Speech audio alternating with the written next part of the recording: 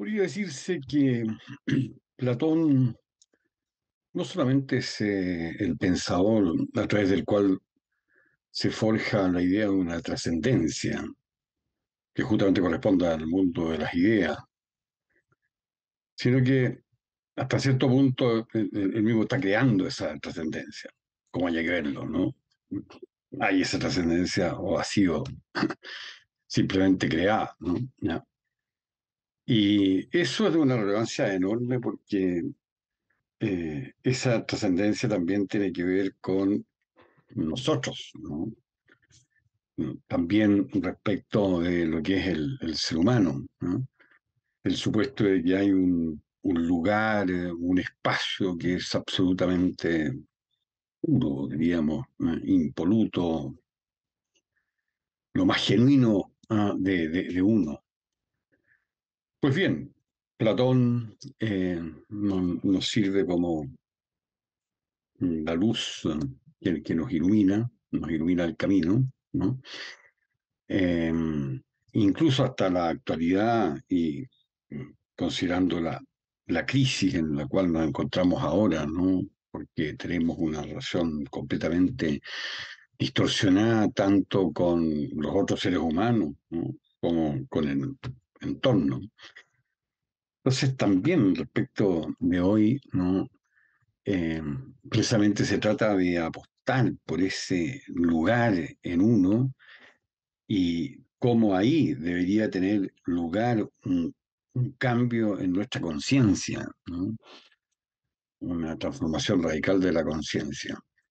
En ese sentido, es cierto que, mm, digamos, para enfrentar los problemas que tenemos, ¿no? Eh, Se trata de recurrir también a la tecnología y se habla de tecnologías blandas, ¿no? Y demás, ¿ya? Pero eso no va a ser jamás suficiente, ¿no? Porque de fondo lo que tiene que tener lugar es un cambio radical de la conciencia, ¿no? Por eso el libro La casa de Platón, ¿ya? Eh, este libro, ¿cierto? La casa de Platón, eh, bueno, parte por un epígrafe que está tomado de las leyes, ¿no? De Platón y que dice que me sigan escuchando, pues todos aquellos que hace unos momentos me oían hablar de los dioses y de nuestros queridos antepasados, pues de todos los tesoros que poseemos, del alma es, luego de los dioses, lo más divino que hay, por ser también lo que hay en nosotros de más personal. Y justamente expresa lo que recién venía diciendo. Platón, por otra parte, eh, como bien sabemos, centra su pensamiento político, fundamentalmente político, también ético, pero fundamentalmente político, en la educación, ¿no? Y eso, como bien sabemos, aparejado con ese cambio radical de la conciencia que se podría conseguir a través de la educación, ¿no? Platón es nuevamente la clave, ¿no? Y Platón, en términos políticos, ya, cosa que también se aborda en el libro, un capítulo que es sobre demarquía, lotocracia, democracia escotástica, o sea, me refiero a lo que es el gobierno por sorteo, ¿no? Que lo practicaron los atenienses, eh, que Platón propone en la República y en las leyes, en las dos obras mayores filosófico-políticas, ¿no? Y es bien interesante cómo en las leyes, ¿no? Se trata eh, de darle la oportunidad a la divinidad en el gobierno por sorteo, que ella intervenga, ¿no?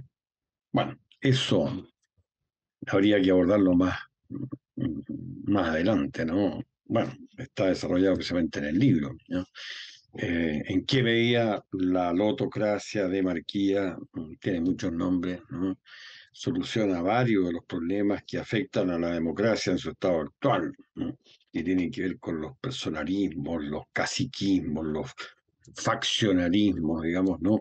Pero sobre todo porque la, la política ha sido cooptada por la economía y entonces produce un fenómeno de manipulación, de corrupción. El gobierno por sorteo en distintas etapas, con distintos prerequisitos, de acuerdo a quién estamos eligiendo, ¿no? Máximos prerequisitos para elegir el presidente de la República, por ejemplo. ¿Ya? Eh, Viene así como una salida también en términos políticos, ¿no? A la situación en que se encuentra la democracia hoy, no solamente en nuestro país, en Chile, sino en el mundo. ¿Sí? Y esto, claro, va acompañado por, digamos, muchísimos otros autores, filósofos, sociólogos, economistas también, ¿no? Que están planteando algo que va en esa dirección, ¿no? De distintas partes del mundo. Tal vez uno de los que más destaca es Jason Brennan de la Universidad de Georgetown. ¿Ya? Eh, Platón también es particularmente significativo en esta obra, en el sentido de que en las leyes, la obra filosófico-política de la senectud, diríamos, ¿no? De Platón, ¿no? La República es más bien de un periodo de madurez, la politeia, estamos hablando de politeia y nomoi, ¿no? República y leyes. En leyes se trata de una caminata que tiene lugar en Creta. Como Sócrates nunca estuvo en Creta, se supone que por eso aquí Platón recurre a la figura del ateniense. Bueno, seguramente que hay otros motivos más importantes, pero bueno. Y entonces, claro, el que está hablando como al hombre de Platón es el ateniense, ¿no? Y que va acompañado de Clinias y Megilios. Uno que es Lacedemonio, cuya capital es Esparta, y el otro que es Cretense. La discusión es en torno nada menos que a una nueva constitución, tema que no puede ser más actual. Una nueva constitución para los cretenses. Y ellos se encaminan hacia el monte Ida. Y en ese monte, y sería como la meta de esta caminata, hay una cueva y ahí supone que Zeus fue educado por un centauro, ¿no? Entonces es algo peripatético, ¿no? Entonces, bueno, eso es como un símil, ¿no? Para mí, para este libro, La Casa de Platón, ¿no? Libro en el cual también me arriesgo con una tentativa poética, ¿no? Esparcida por todo el texto, y justamente el poema final que hay es Llegando a la casa de Platón, ¿no? ¿No? Lo cierto es que en Leia nunca se llega, ¿no? Eso tiene que ver con el carácter aporético, ¿no? El pensamiento platónico que se expresa en sus diálogos, en que al analizar esto, lo otro, intentar definir un concepto, no, nunca se llega a él propiamente tal, porque en verdad, digamos, no, bueno, significaría haber ascendido al mundo de las ideas, ¿no? En ese sentido se puede decir que el pensamiento platónico es iniciático, es siempre como iniciación, ¿no? Um, y entonces, al mismo tiempo, se trata aquí, ¿no? de una filosofía lúdica de la historia, ¿no? En este libro, ¿no? Vale decir, con apoyo en la filosofía del juego, ¿no? Especialmente lo que remite a Huizinga, Caillois, Deleuze, Baudrillard, Heidegger, ¿no? Varios de los filósofos del siglo XX en particular que más han aportado, también Eugen Fink, ¿no? Al juego, ¿no? Entonces, parto por esa clasificación que se da al filósofo holandés Huizinga, ¿no? Pero que después va a ordenar Roger Caillois, ¿no? Cuatro tipos de juegos, ¿no? Agón, eh, eh, Mimicry, Illings, ¿no? Y Alia, ¿no? Eh, entonces, El agón tiene que ver con nuestras competencias, ¿no? En términos del homo ludens que seríamos, de acuerdo a este autor, ¿no? En la vida, en la historia, en la cotidianidad, estamos en este juego ganando, de enfrentarse unos con otros, ¿no? ¿No? Incluso hasta contra otros, pero habría que entrecomillar el contra porque no es que nos estemos matando, ¿no? A pesar de que también puede suceder, digamos, ¿ya? Eh, unos contra otros, ¿no? Y eso en cuanto a nuestras capacidades, habilidades, destrezas que se enfrentan unas con otras, ¿no? ¿No? Que haya juegos específicos, agorables, esto lo vemos al modo, ¿no? de una celebración de nuestro ser homo ludens agonales, ¿no? ¿No? Entonces, bueno, la visión de esta eh, filosofía lúdica de la historia se centra sobre todo en eso, que estamos dominados por este juego de rol, ¿no? Eh, y ese agón es el que finalmente, con todos los desarrollos que por supuesto también ha traído consigo, digamos, ¿no? El progreso impresionante, ¿no? Ya, algo que también incluye la cultura, ¿no? ¿Cierto? O sea, al agón le debemos prácticamente todo, ¿ya? Pero sin embargo entra en crisis, ¿no? ¿Ya? El asunto es que eh, las culturas ancestrales también eran agonales, ¿no? También ahí tenía lugar este enfrentamiento de capacidades, pero era en un nivel, digamos, no de, digamos, con ciertos límites, ¿no? ¿Ya? Y esos límites estaban demarcados en cierto modo por lo que es muy propio de esas culturas y que magistralmente lo vio Mircea Eliade, y es que se rigen por un tiempo cíclico. Y entonces están, en cierto modo, siempre haciendo lo mismo, ¿no? Entonces, claro, son culturas ajenas al progreso, ¿no? Pero ¿qué ocurre? Que de pronto no ocurre, y significativamente en Grecia, un tránsito del mito al logos, del mito a la razón. Y con ello el agón se potencia máximamente, inconmensurablemente, ¿no? Y entonces, claro, es el agón racional el que en el siglo XXI, ¿no? Termina haciendo crisis. Yo diría que esta crisis, y también se aborda esto en un capítulo, ¿no?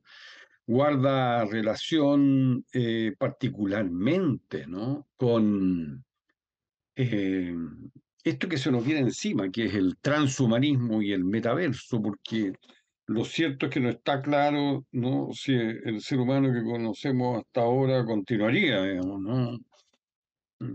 Es una tremenda pregunta que pende hoy día como una espada de Damocles, ¿no? ¿Ya? Y entonces, claro, por eso la crisis agonal racional, en buenas cuentas, ¿no? Y particularmente, además, como ya se vio primero como con Max Weber y luego con la Escuela de Frankfurt, Adorno, Horkheimer, ¿no? La razón se instrumentalizó, se desvirtuó ella misma, se puso como al servicio de poderes fácticos, principalmente la economía, la técnica y demás, ¿no? ¿No? Ciertas instituciones, en fin, ¿no? ¿No? Entonces, eso significa también una desvirtuación, ¿no? De la razón. Y por lo tanto, tiene mucha justificación, digamos, casi podríamos decir como bravatas acometidas, como la de Karl Jaspers, ¿no? El psiquiatra filósofo de salir en rescate de una genuina racionalidad, ¿no? Y Heidegger hace lo mismo, pero más bien centrándose en el pensar, ¿no? Un pensar genuino, salir al rescate, ¿cierto? Del pensar, el pensar meditativo, ¿no? Heideggeriano, ¿no? Eh,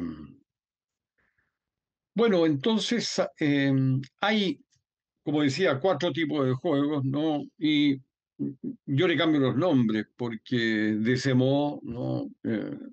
Bueno, me resultan más accesibles, ¿no? ¿No?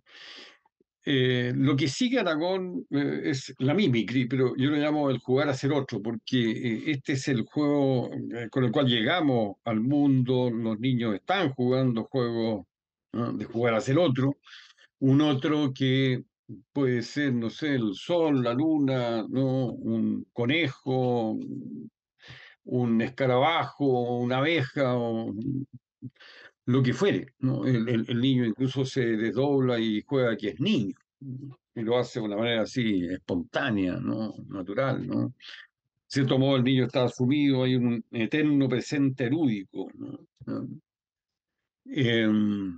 Entonces, ese juego, de alguna manera, incita a que nos pongamos en el lugar del otro, y ese otro puede ser no solamente un otro humano, puede ser también mineral, vegetal, animal, ¿no?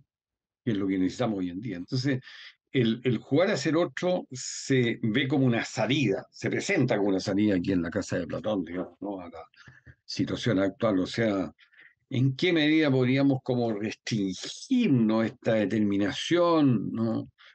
Gigantesca, ¿no? Tremenda de Aragón, digamos, que nos tiene atrapados, digamos, ¿no? Y a través de un cambio de conciencia radical, ¿no?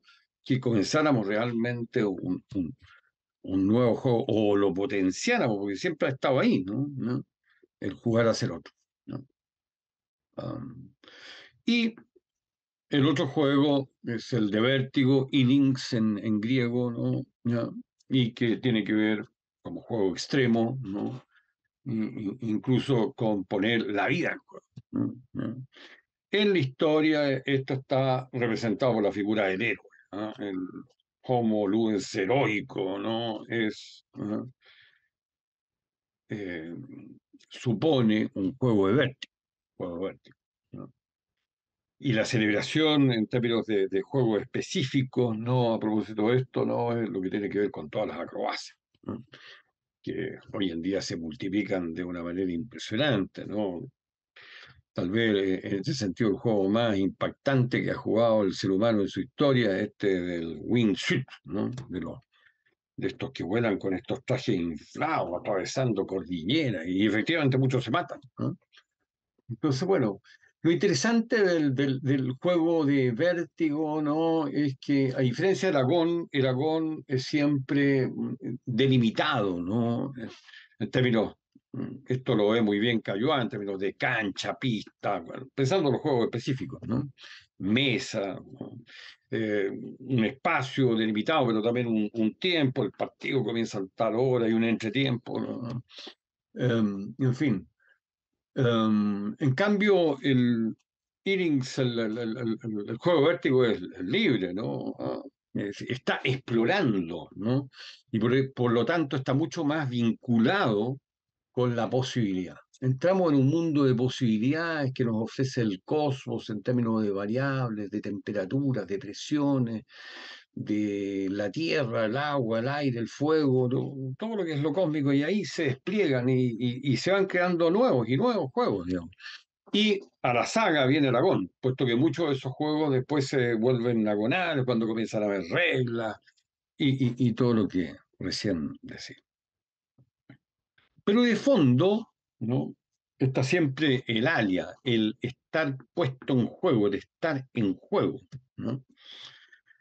Martin Heidegger va a decir, el ser humano juega porque está puesto en juego en el juego del ser, ¿no? Es decir, de un lado, claro, jugamos juegos agonables, juegos de vértigo, incluso jugamos a hacer otro y demás, digamos, ¿ya? Todo eso, por decirlo así, es como antropocéntrico, digamos, ¿no? ¿Ya?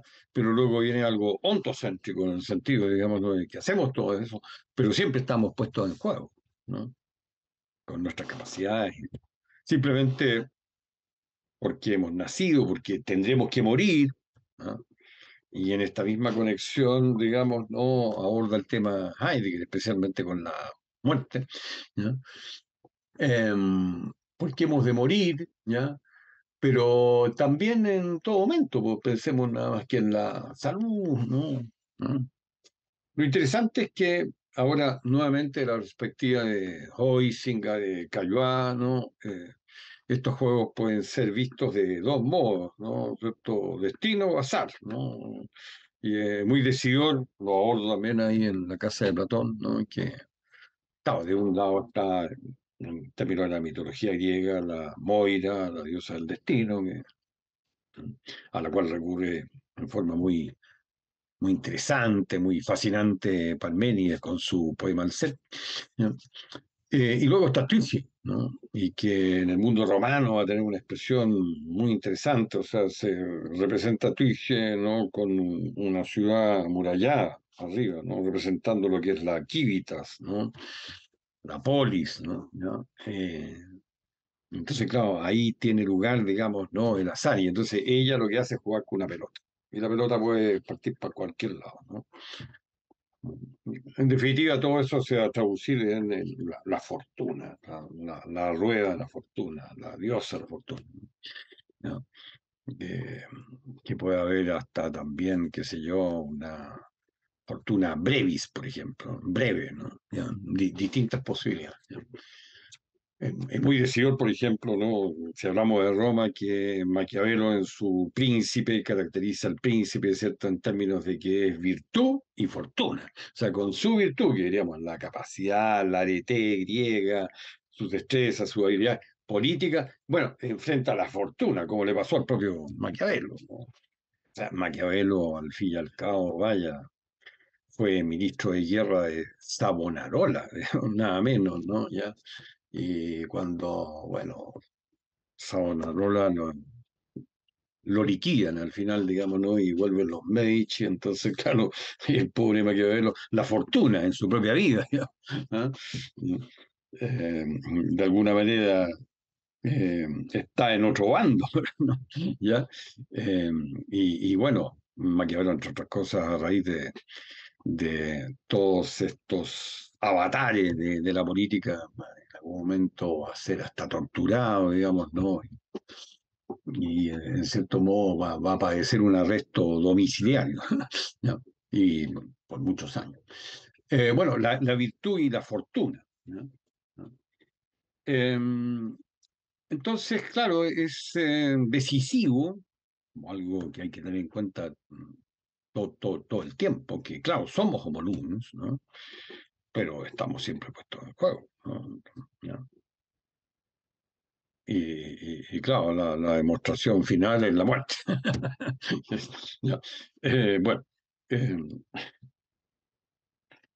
bueno, en el libro se incluyen, luego digamos, el abordaje, esta filosofía lúdica de la historia, toda una primera parte, ¿no? Luego, entonces, recurriendo al término nietzscheano, la gran política, ¿no?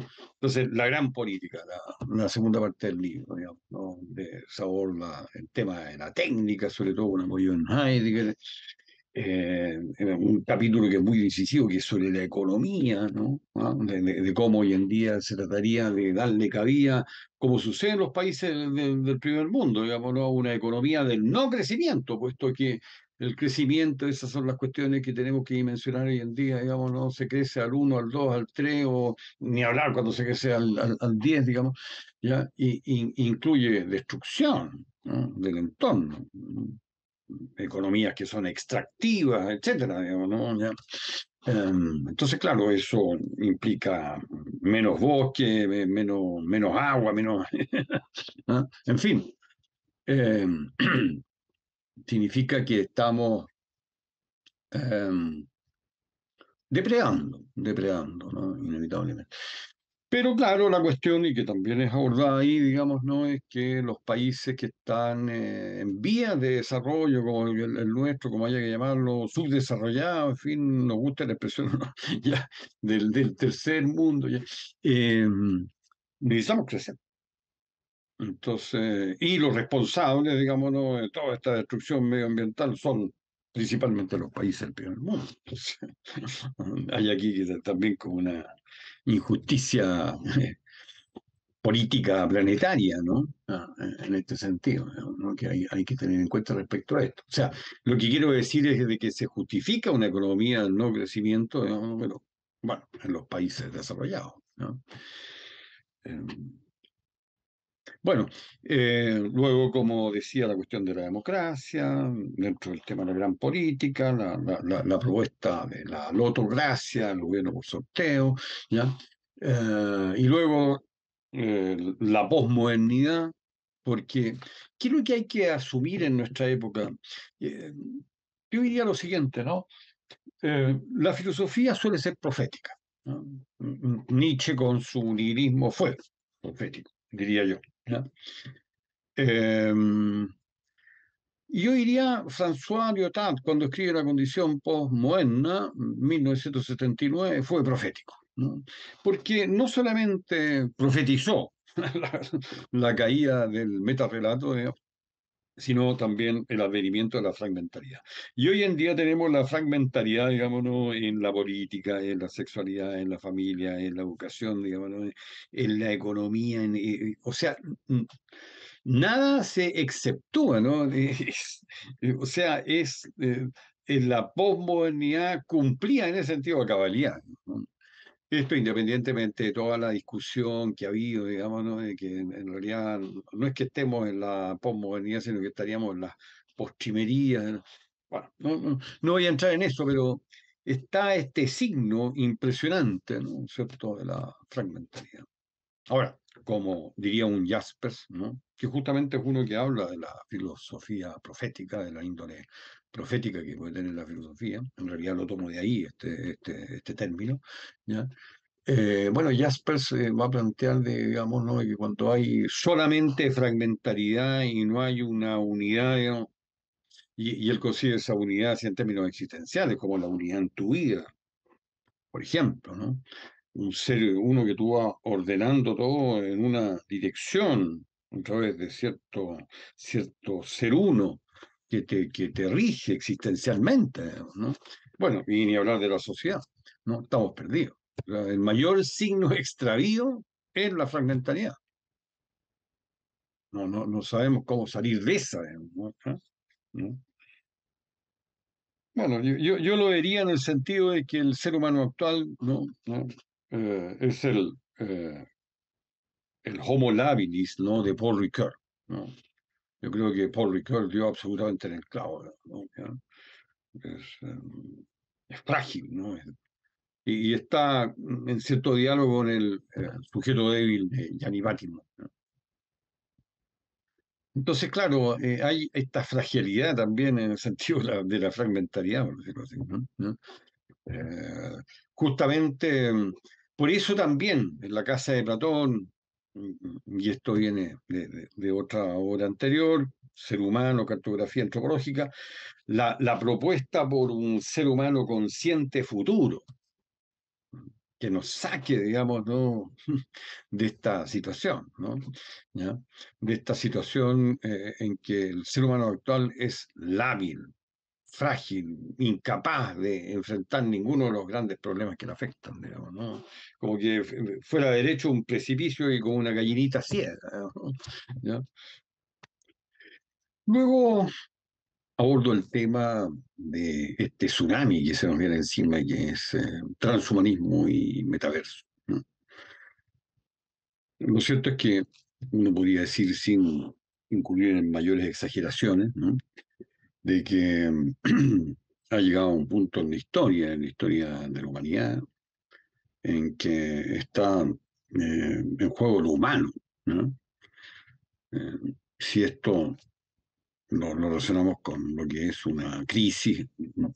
Bueno, esta es como la mayor de todas las crisis, ¿no? Comparable tan solo a lo que trae consigo el tránsito del mito al logos, ¿no? El mito a la razón, ¿no? La transformación que eso provoca, justamente en términos de un agón, ¿eh? Que se potenció, que pasó a ser agón racional ahora, ¿no? Que se comenzó a venir de la ciencia, ¿no? Y muy asociado al mismo tiempo con el poder, ¿no? ¿Ya? Y en definitiva, la historia de la humanidad es una historia del agón racional, ¿no? El problema es que el agón racional siempre se está desregulando, ¿no? ¿Ya? Por supuesto, tiene sus mecanismos, por decirlo así, de regulación a través de la ética, el derecho, eh, en fin, la religión podría incluirse también, ¿no? Eh, pero está siempre la desregulación, incluso suscitada también por varios de esos ámbitos. Por ejemplo, si decimos una forma de regular el agón en la economía, bueno, la economía significativamente también contribuye a la desregulación, ¿no? Bueno, entonces, claro, se trata de encarar, ¿cierto? Ese problema porque es lo que se nos viene encima, incluso yo diría que es imparable el asunto, cómo lo asimilamos, ¿no? ¿No? Entonces, para lo cual apelo a un concepto más amplio de humanismo que el que remite a los humanistas propiamente tales como Pietro Pico de la Mirandola y Erasmo de Róterdam, ¿no? Entonces aquí se trata de rescatar, ¿cierto?, qué es lo humano, de acuerdo con Kant, de acuerdo con Fichte, de acuerdo con Kierkegaard, con Nietzsche, luego también con un Anton Gehlen, ¿no?, con un Paul Ricoeur, ¿no?, con Max Scheler, ¿no? Una perspectiva más amplia del humano, ¿no? Porque eh, uno diría, claro, esta es la discusión que se viene, ¿no? A lo mejor es tan potente la ola transhumanista, digamos, ¿no?, que en realidad esa discusión va a quedar como postergada, ¿no? Ya va a ser absorbida incluso, ¿no?, por el propio transhumanismo, ¿no? Entonces, en ese sentido, ¿no?, es como una invitación a hacerlo, que tiene que eh, suceder, ¿no? Abrir un camino para que esa discusión suceda, porque es absolutamente necesaria. Y en eso le cabe un papel primordial, ciertamente, a la propia filosofía, ¿no? En primerísimo lugar, ¿no? Yo diría que es la llamada, ¿no?, a entrar propiamente en esa discusión, ¿no? ¿No? Eh, y entonces, claro, es una responsabilidad también, diría yo, para los que son del oficio.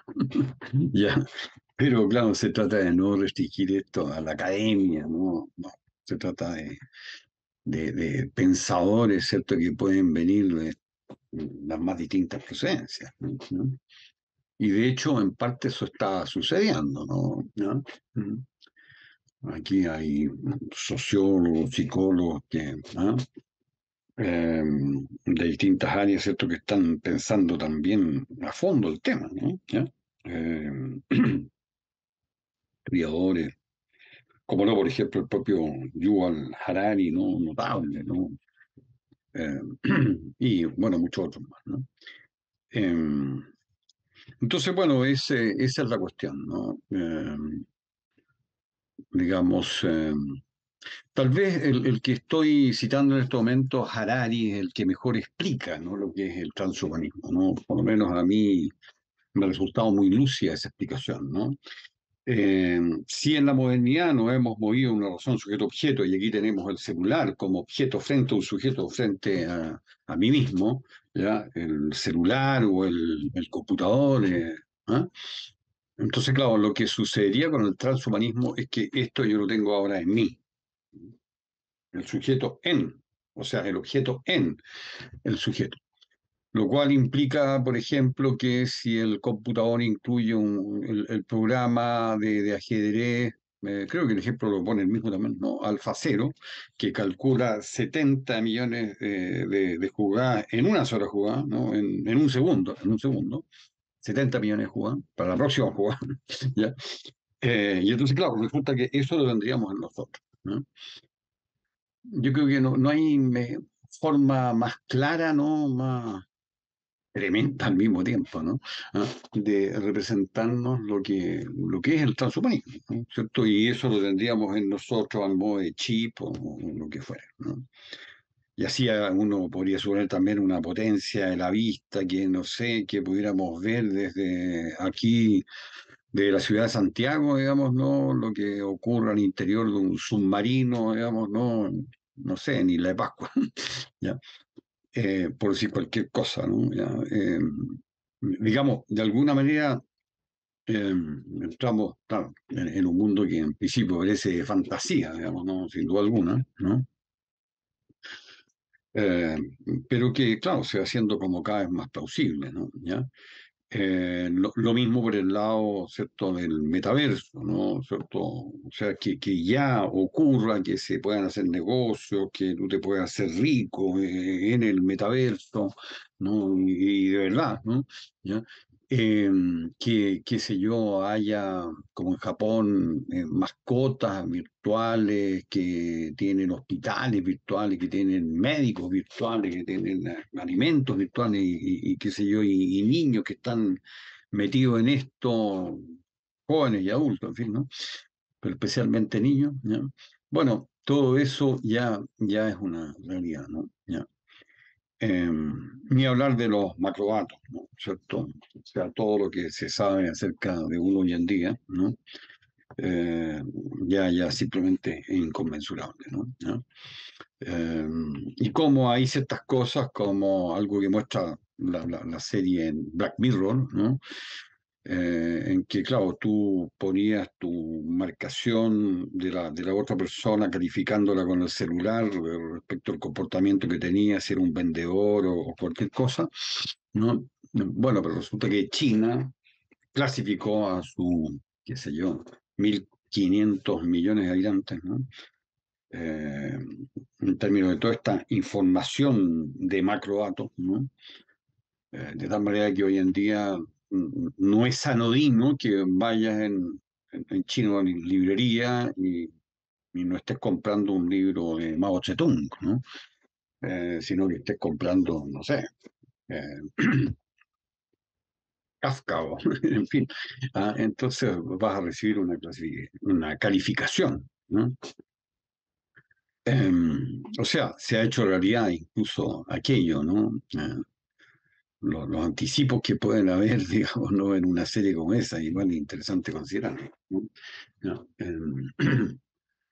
porque ese es nada más que un ejemplo, entre muchos otros, ¿no? Otro que me parece muy interesante, que también está tomado de ahí, digamos, ¿no? Que es la, la mujer que perdió a su pareja en un accidente automovilístico y bueno, le ofrecen como un modo de recuperarlo, ¿no? Y es un servicio que se ofrece, ¿no? Y que ella lo contrata, ¿no?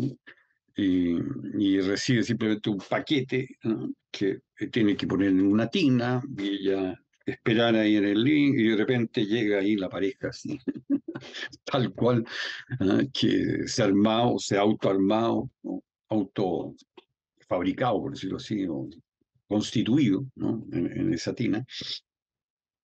Y bueno, y todo lo que hicieron a continuación.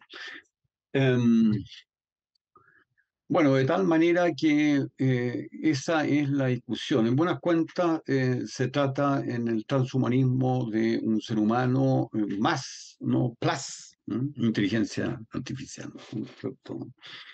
Eso es, en definitiva, una especie de cyborg, ¿no? Eh, bueno, me parece a mí que el proyecto antroposófico constituye una verdadera salida para el mundo, ¿no? ¿Mm? eh, por lo que yo conozco, ¿no? Por todo aquello de lo cual yo me he podido interiorizar, ¿no? Al respecto, ¿no? ¿Ah? El éxito de las escuelas Waldorf en el mundo es impresionante y particularmente en nuestro país. Respecto del proyecto antroposófico, claro, tiene su impronta platónica porque se centra en la educación, tiene su impronta platónica también porque eh, supone como un ejercicio permanente la introversión, ¿no? Eh, los antropósofos siempre están en jornadas, en congresos, en reuniones, en seminarios, y entonces de esa manera, yo diría, así lo veo, ¿no? Logran como conservar lo genuino, ¿no? Eh, en la medida que siempre hay esa vuelta al origen, ¿no? Y son increíblemente estudiosos, ¿no? ¿Ya? Eh, Bueno, de tal manera que ahí hay una conjunción muy atractiva también, y eso también sería platónico, ¿no? Entre vida contemplativa y vida activa, ¿no? Con un énfasis muy puesto en la vida contemplativa, ¿no? Pero lo interesante es que al mismo tiempo se traduce en acción también, ¿no? Y claro, uno puede ver al propio Platón también como un filósofo de la acción, ¿no? ¿No? ¿Cierto? Por sus obras filosófico-políticas, ¿no? ¿No? Si bien cuando uno lee la carta séptima, que es como su autobiografía, claro, él parte con la literatura primero, ¿no? Y después se acerca a la filosofía por un fracaso político, ¿no? Un fracaso que culmina con la ejecución de su maestro, Sócrates, ¿no? O sea, se defrauda, ¿no? Del mundo político, ¿no? ¿no? Luego va a venir a su vez el evento, digamos, ¿no? Que a raíz de su acercamiento a Siracusa y que tiene que ver con la aplicación de su modelo filosófico político, ¿no? Eh, Porque de pronto ocurre ahí una suerte de sedición y tiene que salir arrancando y finalmente vendido en un mercado de esclavos, ¿no? ¿no? Como esclavo, el aristócrata Platón. Y, bueno, esa anécdota que también es muy, muy deseada. Pero igual es un filósofo político, ¿no? Que, claro, advierte claramente que, bueno, todo lo que sea la teoría no debería traducirse para que tenga un sentido, digamos, ¿no? En praxis, ¿no? Si bien, así como lo estoy diciendo en este momento, así lo formuló Fichte, y Fichte hace la conversión, pero esa conversión de acuerdo a la cual no, la razón práctica le da un sentido a la razón teórica, por supuesto que no está en Platón. Platón es justamente la teoría ante todo, digamos, ¿no? La que nos ilumina y ella es la llamada a un sentido a la praxis y no al revés. ¿Eh? Bueno, entonces también aquí está fuertemente en la antroposofía la acción, ¿no? La acción en educación, ¿no? ¿Ya? Filosóficamente, además, resulta muy atractiva esa línea que en la modernidad tiene que ver con Giordano Bruno, con Paracelso, con Meister Eckhart, ¿ya? Que es como una línea paralela y al final de esa línea yo diría está Rudolf Steiner, ¿no? Y filosóficamente es muy interesante él por cuanto rescata, yo diría, sumó la filosofía presocrática, aquella llamada por Heidegger filosofía de los mañaneros. ¿Ya? Porque aquí en relación a lo que es la educación del niño juega un papel que es muy atractivo, ¿ah? Los cuatro elementos, agua, aire, tierra, fuego, el calor, el frío, fuerzas de la simpatía y de la antipatía. Y bueno, y sobre eso versa justamente el capítulo que escribió Militza Farga, ¿no? Como coautora del libro, ¿no? ¿No es cierto? Acerca del proyecto antroposófico. ¿Ya? Por otra parte, ¿cómo no va a ser atractivo un modelo educacional en que se atiende tan especialmente a la salud? Impresionante, a la salud, y por eso que hay toda una medicina antroposófica que también es exitosa a nivel mundial, ¿no? ¿Ya? Farmacias Velea, clínica, o sea, todo lo imaginable, ¿no? ¿Ya? Y muy, muy instalado, ¿no? ¿Ya? Y muy efectivo, diría yo. ¿Ya? Entonces, claro, la relación con la salud, con el arte, particularmente la música, con la agricultura, ¿no? Con la arquitectura, ¿no? Justamente muchos ejemplos, Baldo son un ejemplo de ello, ¿no? En que los alumnos hacen sus propias construcciones, que son al interior del colegio, ¿no? Una casa de música, por ejemplo, ¿no? Hecha por un curso, ¿no? Entonces, por lo tanto, la arquitectura, ¿no? Y casas que son además bellísimas, ¿no? ¿Ya? Y la agricultura, porque hay ahí, qué sé yo, huerto y siembra, cosecha, también hay animales, ¿no? ¿Ya? eh, Hasta un caballo uno se puede encontrar de repente, ¿ya? Eh, y digamos, lo de la música es particularmente notable, ¿no? Cómo se constituyen estas orquestas, ¿no? Eh, Todos estos chicos que tocan algún instrumento y que terminan haciéndolo bastante bien, ¿no? ¿Ya? Eso es una de las cosas que más impacta, ¿sí? En cuanto a lo que es la belleza del modelo. la belleza del modelo antroposófico, cuando uno ve espontáneamente, ¿no? Estos grupos musicales, ¿no? Y bueno, se trata de música clásica, ¿no? Que uno puede estar ahí escuchando abajo, en fin. Em, y finalmente el libro no ya es llegando a la casa de Platón, ¿no? Que es como un poema en que me arriesgo ahí como una tentativa poética más que decir un poema, ¿no? En que todo esto ha sido un recorrido, ¿no? ¿Cierto? Bueno, para llegar a esa casa, ¿no? Ya. Bueno, en cierto modo, el punto de llegada, la meta es el inicio, ¿cierto? Porque así como lo plantea Aristóteles, hay esa coincidencia, ¿no? Entre principio y fin, ¿no? ¿Ya? Uno le da un sentido al otro y viceversa, ¿no? ¿Ya? Es muy atractivo ese carácter, ese tomo cíclico que tiene lo que es principio y fin, ¿no?